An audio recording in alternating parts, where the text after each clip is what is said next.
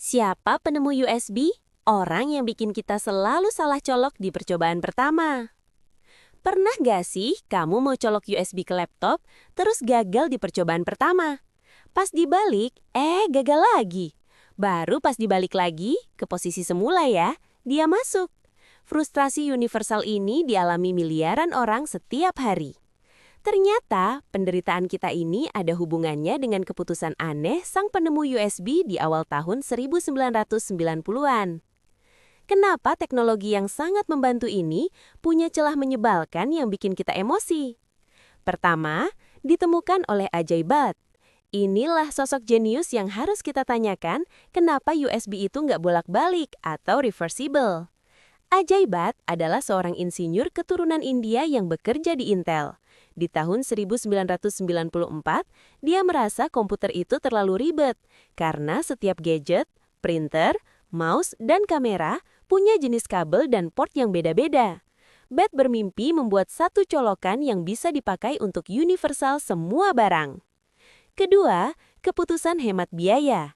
Insinyur Intel tahu kalau membuat colokan yang bisa dicolok bolak-balik seperti USB-C sekarang itu jauh lebih mudah digunakan. Tapi masalahnya, di tahun 90-an, teknologi port yang reversible membutuhkan lebih banyak kabel dan sirkuit listrik di dalamnya. Ini berarti biaya produksinya bakal jauh lebih mahal. Intel nggak mau itu.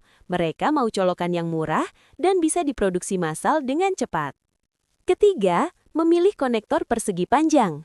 Akhirnya, Bat dan timnya memutuskan untuk menggunakan desain konektor persegi panjang atau USB Type-A yang fix atau posisinya tetap.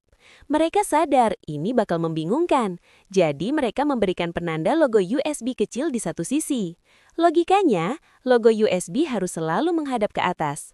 Masalahnya, penanda ini seringkali kecil banget, atau colokannya tersembunyi, bikin kita tetap salah colok. Keempat, evolusi ke USB-C. Bat sendiri pernah bilang kalau dia sebenarnya nggak bahagia dengan desain salah colok itu, tapi demi efisiensi biaya, keputusan itu harus diambil. Penantian kita berakhir ketika USB Type-C atau USB-C diperkenalkan. USB-C akhirnya mewujudkan mimpi Bat tentang colokan yang reversible alias bolak-balik. Sayangnya, kita harus menunggu lebih dari 20 tahun untuk bisa merasakan kemudahan itu. Sejarah USB membuktikan bahwa keterbatasan teknologi dan faktor biaya di masa lalu seringkali melahirkan kebiasaan menyebalkan yang bertahan lama, bahkan ketika teknologinya sudah maju. Coba tulis di kolom komentar, rekor paling kocak kamu salah colok USB berapa kali berturut-turut untuk satu gadget yang sama? Atau kamu tipe yang selalu berhasil di percobaan pertama karena sudah hafal tanda logonya? Jangan lupa subscribe buat rahasia dunia teknologi lainnya yang bakal bikin kamu nostalgia sekaligus makin pintar soal gadget.